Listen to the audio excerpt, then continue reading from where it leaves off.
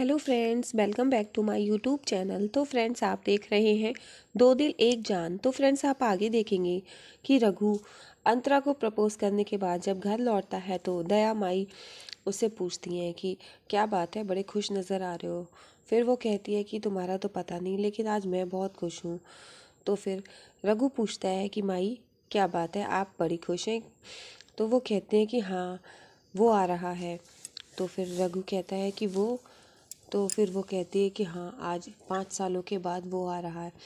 तो रघु कहता है कि माई, आज वो आ रहा है तो फिर बताइए क्या तैयारियां करनी है। तो माई कहती हैं कि तैयारियां तो करनी है, लेकिन तुम यहाँ पर थे नहीं, तो इसलिए मैंने मनोहर भाऊ को सारी बातें समझा दी हैं कि क्या क्या तैयारियां होनी है। वो सारी तैयारी कर लेंगे। तो फिर रघु कहता है कि माई, मेरे लिए क्या हुक्म है, कोई हुक्म हो तो बताइए। तो वो कहती हैं कि कोई हुक्म नहीं है, तुम बस साहिब का हुक्म मेरा हुक्म मानना। वो कहता है ठीक है, और पैर छूकर जाता है। इधर माई के सामने तो मुस्कुराता है, लेकिन साहिब के नाम से ही उसका चेहरे का रंग बदल जाता है। फिर इधर अंतरा रघु के बारे में सोच रही होती है। सुबह जब सोकर उठती है तो वो रघु की बातें याद करती है कि रघु कहता है कि तेरा ये शर्माना और टमाटर की तरह लाल हो जाना, ये मुझे बिल्कुल समझ नहीं आता है। और फिर अंतरा रघु के बारे में सोचती है। नहा धोकर जब बालकनी में जाती है तो वो रघु के घर की तरफ देखती है। रघु ऊपर दिखाई नहीं देता है। वो इधर उधर ढूंढती है, उसकी नज़र रघु को ही ढूंढ रही होती है, लेकिन रघु उसे नहीं दिखाई देता है। और फिर वो जाते जाते रघु के दरवाजे की तरफ, उसके चारपाई की तरफ देख कर जाती है, लेकिन रघु नहीं होता है। वो मुस्कुराने लगती है और अंदर चली जाती है। इधर फिर ईशान को वो स्कूल के लिए रेडी करती है और बहुत खुश होती है। तो ईशान कहता है कि दीदी, मम्मा ठीक है। तो वो कहती है हाँ मम्मा बिल्कुल ठीक है, तो ये खा ले।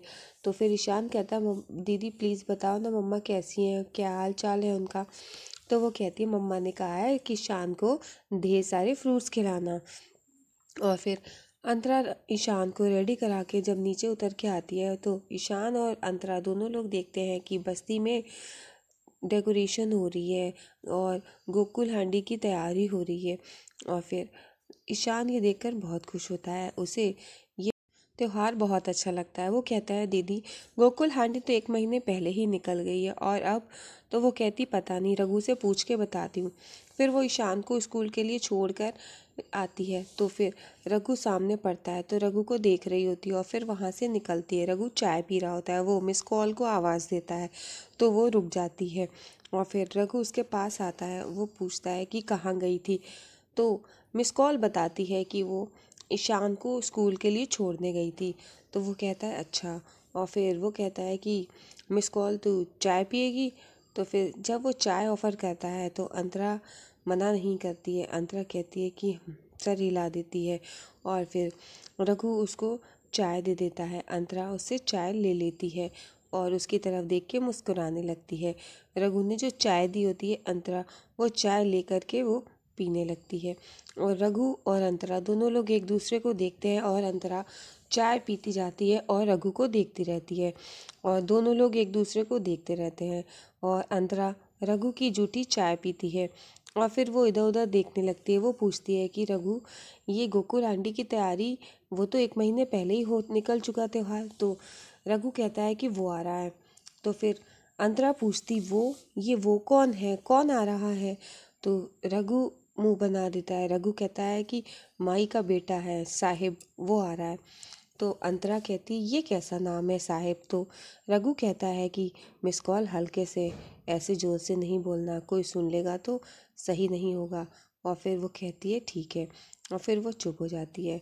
और फिर वो कहती है कि हांडी तो तुम ही तोड़ोगे, मुझे पता है। और वो कुछ नहीं बोलता। और फिर रघु साहिब के नाम से थोड़ा सा उसका मूड खराब हो जाता है। इतने में वहाँ पर मचमच आ जाता है। मचमच रघु को बुलाता है, रघु से कहता है कि रघु, अभी कुछ तैयारियां रह गई हैं, वो भी पूरी करनी है। तो रघु कहता है कि अभी हो जाएगी। और फिर अंतरा रघु से कहती है कि अच्छा मैं चलती हूँ। और फिर वो जाती है तो रघु उसको फिर से पीछे से देख रहा होता है, और अंतरा रघु की तरफ देख के मुस्कुराने लगती है। और रघु की तरफ मुड़ती है। रघु उसको देख रहा होता है। फिर दोनों लोग एक दूसरे को देखते रहते हैं और इतने में वहाँ पर मचमच आ जाता है। मचमच कहता है कि भाई बात सुनो, और फिर अंतरा वहाँ से चली जाती है। और फिर मचमच कहता, देख भाई, पहले तो मैं तेरे लिए काम करता था, अपनी कोई वैल्यू नहीं थी, लेकिन अब मैं मिस कॉल का भाई हूँ ना, उस एडी का भाई हूँ, तो इस नाते तेरा भी कुछ लगा ना, इसलिए तो अब तू अपन की थोड़ी सी इज्जत किया कर। तो वो कहता है अच्छा।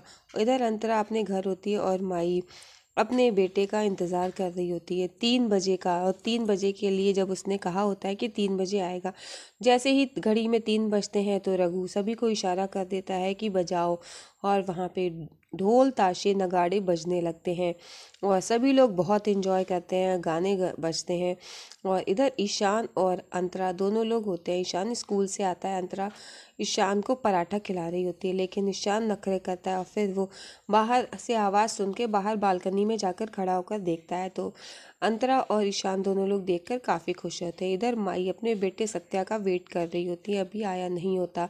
ईशान कहता है कि दीदी आज देखना, हांडी तो हमारा रघु ही तोड़ेगा। तो अंतरा कहती है कि हाँ। और इधर सभी लोग यहाँ वहाँ पर एंजॉय कर रहे होते हैं और ढोल नगाड़े बज रहे होते हैं।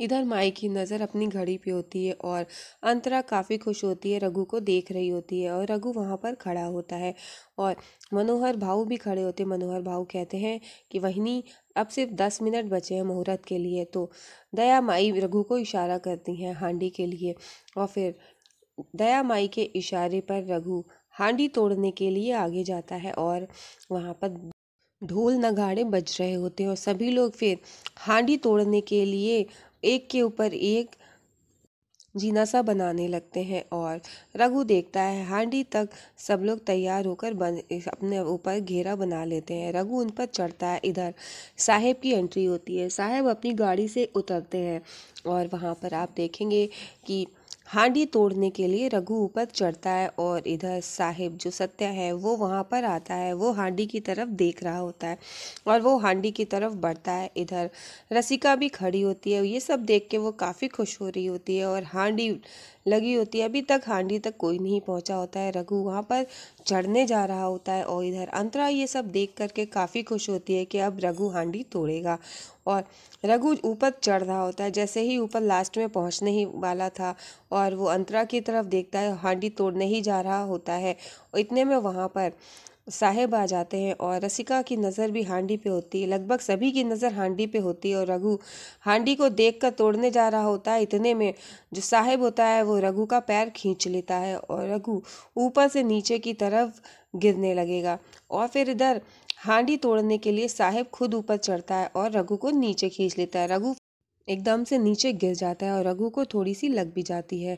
और इधर मनोहर भाऊ भी खड़े देख रहे होते हैं और दया माई देखती है कि उनका बेटा सत्या आ गया है। मनोहर भाऊ कहते हैं कि साहेब आ गए हैं। सभी लोग साहेब को देखकर और जो जो से नगाड़े बजाने लगते हैं। इधर रघु सत्या को देख करके उसको थोड़ा अच्छा नहीं लगता और ऊपर से उसने गिरा दिया होता है। इधर अंतरा रघु को देखने लगती है और वो नीचे आने के लिए कहती तो रघु मना कर देता है और वो कहता है मैं ठीक हूँ। फिर इधर साहेब हांडी तक पहुँच के हांडी तोड़ता है और हांडी का दूध दही सब साहेब के ऊपर से नीचे की तरफ आता है और साहेब हांडी तोड़ के बहुत खुश होता है। साहेब की एंट्री होती है, सभी लोग साहेब को देखते हैं और दया माई अपने बेटे को देख करके बहुत खुश होती है और साहेब हांडी तोड़ के बहुत खुश होता है। और फिर हांडी तोड़ने के बाद वो नीचे उतरता है। इधर अंतरा की नज़र रघु पर होती है और ईशान भी रघु साहेब की तरफ देखता है। साहेब कहते हैं कि रघु तुमको लगी तो नहीं? वो कहता है कि नहीं। और फिर इधर रघु भी खड़ा होता है और साहेब ये सब बहुत एंजॉय कर रहे होते हैं और रघु से कहता है कि तुम भी डांस करो, लेकिन रघु चुपचाप खड़ा होता है, वो कुछ नहीं करता। और साहेब रघु से कहता है कि ये सारी तैयारियां तुमने की है? तो वो कहता है हाँ। तो वो कहता है कि अरे तुम तो बहुत कुछ सीख गए हो यहाँ पर रहकर। तो फिर रघु वहीं पर खड़ा होता है। रघु कुछ नहीं बोलता। साहब कहता है कि तुमने मेरे लिए हांडी की बहुत अच्छी तैयारी की, देखा मैंने अपनी हांडी तोड़ दी। तो फिर रघु कहता है ये हांडी ना तुम्हारी थी ना हमारी, ये हांडी तो बस्ती वालों की थी। तो रघु से साहब कहता है देखा ना तुम दो नीचे वाले को लग जाती है चोट, तुम नीचे गिरे आकर के। तो रघु कहता है मैं नीचे नहीं, मैं तुम्हारे बराबर था। तो साहब कहते हैं मेरे बराबर कोई नहीं आ सकता, क्योंकि मैं माई का बेटा हूँ, दया माई का। और ये बस्ती किसकी है? दया माई की। इसलिए ये बस्ती किसकी हुई? मेरी। और फिर वहाँ पर रघु चुपचाप खड़ा रहता है, कुछ नहीं बोलता। वो कहता है ये हांडी बस्ती वालों की हुई। लेकिन साहिब कहता है कि ये बस्ती मेरी माई की, और इसका मतलब ये बस्ती मेरी हुई। और फिर वो रघु को आंखें दिखाता है, और रघु चुपचाप रहता है। दया माई की वजह से वो कुछ नहीं बोलता है। और साहिब रघु को आंखें दिखाकर वहाँ फिर से एंजॉय करने लगता है और डांस करने लगता है। और वो फिर से रघु की तरफ घूर के देखता है।